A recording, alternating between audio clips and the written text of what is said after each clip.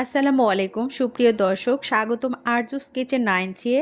আজ আমি তৈরি করেছি আম ও দুধের এক অসাধারণ মজাদার পুডিং। সোনালি হলুদ আমের টুকরো আর দুধের মোলায়েম পুডিংয়ের স্তর মিলিয়ে তৈরি হয়েছে চোখ জোড়ানো এক রঙিন ডেজার্ট। দেখলেই জিভে জল আসে, আর এক চামচ মুখে দিলেই মিশে যায় আমের প্রাকৃতিক মিষ্টান্নতা আর দুধের কোমল স্বাদ। এই পুডিং শুধু একটি মিষ্টান্ন নয়, বরং গ্রীষ্মের আমের মৌসুমকে উপভোগ করার এক দারুণ উপায়। পরিবারের সবাইকে খুশি করার জন্য খুব সহজে ঘরেই তৈরি করে নিতে পারেন এই রঙিন ও সুস্বাদু ডেজার্ট। ভালোবাসা দিয়ে তৈরি করেছি, আশা করি আপনাদেরও খুব ভালো লাগবে। প্রথমে আমি 3টে আম নিয়েছি। এই আম দিয়ে আমি এই পুডিং রেসিপি তৈরি করব, সেজন্যই আমি এখানে বড় বড় সাইজের 3টে আম নিয়েছি। আর এগুলোকে আমি সুন্দরভাবে কেটে নেব। আর প্রথমে আমি এটাকে ধুয়ে নেব পানি দিয়ে। এই গরমে কলিজা ঠান্ডা করা যদি এই ডেজার্ট রেসিপি তৈরি করেন, তাহলে বারবার রিকোয়েস্ট আসবে এই রেসিপির জন্য। পরিষ্কার পানি দিয়ে সুন্দরভাবে ধুয়ে নিলাম। আর সুন্দরভাবে আমি এই আমের পাল্পটা ছাড়িয়ে নেব, খোসা ছাড়িয়ে নেব। আর এই আমগুলোকে আমি সুন্দরভাবে ব্লেন্ডারে মসৃণ পেস্ট তৈরি করে নেব। আমগুলোকে এভাবে কেটে নিয়ে আমি একটা চামচের সাহায্যে উঠিয়ে নেব। আর আপনারা অন্যভাবেও নিতে পারেন, তবে এভাবে নিলে সুবিধা হয়। দেখুন আমগুলো আমি কিভাবে ছাড়িয়ে নিচ্ছি। এভাবে নিলে কিন্তু খুবই তাড়াতাড়ি হয়ে যায়। খোসা ছাড়িয়ে আমগুলো আমার টুকরো টুকরো করে নিয়েছি। মসৃণ একটা পেস্ট করে নিয়ে ফিরে আসছি। দেখুন মসৃণ একটা পেস্ট হয়ে গিয়েছে। আর চুলায় একটা ফ্রাই প্যান বসিয়ে দিয়েছি। আর সেখানে আমের পাল্পগুলো আমি সম্পূর্ণ ঢেলে দিচ্ছি। আর এখানে আমি ব্যবহার করছি আগার আগার পাউডার। আপনারা এখানে কর্নফ্লাওয়ার কিংবা কাস্টার্ড পাউডার দিয়েও কিন্তু এটা তৈরি করে নিতে পারেন এই পুডিং রেসিপিটি। সুন্দরভাবে এগুলোকে আমি মিশিয়ে নেব। আমি কিন্তু চুলার আঁচটা অফ করে রেখেই কিন্তু মিশিয়ে নিচ্ছি। তারপরে কিন্তু আমি চুলাটা অন করব। সুন্দর করে আমি এগুলোকে মিশিয়ে নিচ্ছি। এতটুকু পানি আমি এখানে ইউজ করব না, শুধু পাল্পটাই আমি এখানে জাল করে নেব। আম কিন্তু এখানে অনেক সুন্দর মিষ্টি একটা কালার এবং অনেক ভালো মিষ্টি ছিল। আর সেজন্যই কিন্তু এখানে চিনির ব্যবহারটা আমি কম করেছি, তবে আপনারা একটু বাড়িয়ে কমিয়ে নিতে পারেন। আমি এখানে 1 কাপের হাফ কাপ পরিমাণে কম চিনি ব্যবহার করেছি। আপনারা বাড়িয়ে কমিয়ে নিতে পারেন মিষ্টি অনুযায়ী আমের। এইভাবে সুন্দরভাবে গুলিয়ে নিয়ে তারপর চুলাটা অন করে সুন্দরভাবে নাড়াচাড়া করে কুক করে নিতে হবে। দেখতে হবে যখন ঘনত্বটা চলে আসবে, তখনই এগুলোকে সুন্দর করে একটা বাটিতে সার্ভ করে নিতে হবে।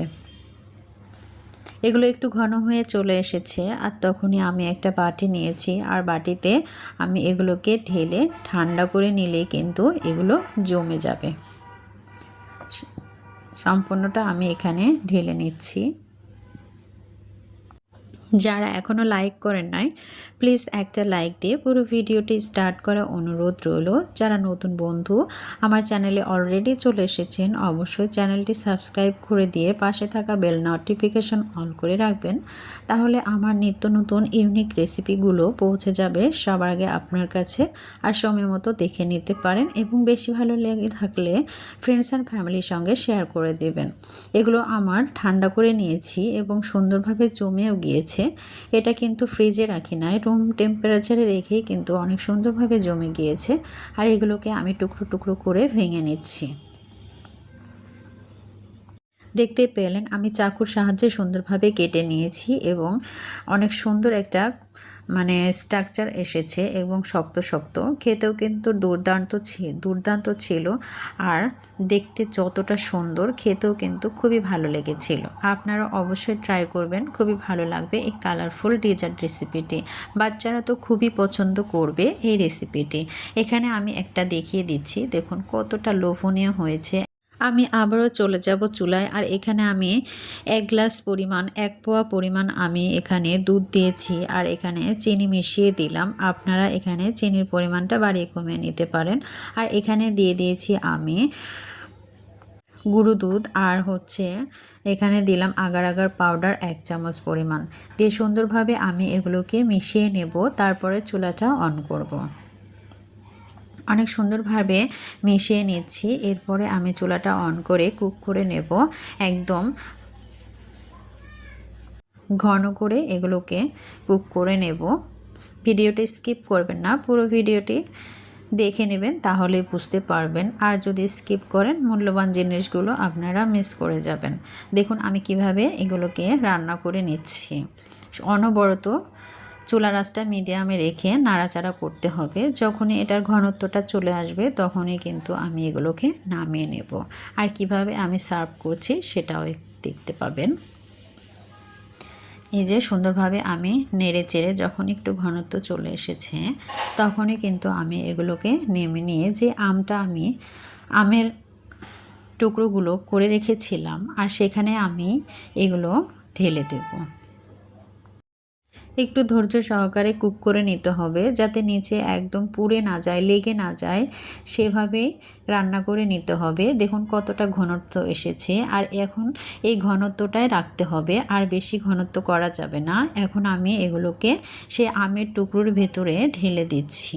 দিয়ে আবারও আমি এই সম্পূর্ণ ডেজার্টগুলোকে ঠান্ডা করে নেব এবং একটু ফ্রিজে রেখে দেব। তাহলেই ঠান্ডা ঠান্ডা কলিজা ঠান্ডা করা এই ডেজার্ট রেসিপিটি তৈরি হয়ে যাবে। এখানে আমি একটু চামচের সাহায্যে নেড়ে চেড়ে দিচ্ছি যাতে এই আমের পাল্পগুলো দেখা যায়। আর দেশ ও দেশের বাইরে থেকে যারা দেখছেন তাদেরকে অসংখ্য ধন্যবাদ আমার ভিডিওটি ক্লিক করার জন্য। যদি ফেসবুক পেজ থেকে দেখেন অবশ্যই পেজটি ফলো করে রাখবেন, তাহলে আমার এই ইউনিক ডেজার্ট রেসিপিগুলো পৌঁছে যাবে সবার আগে আপনাদের কাছে।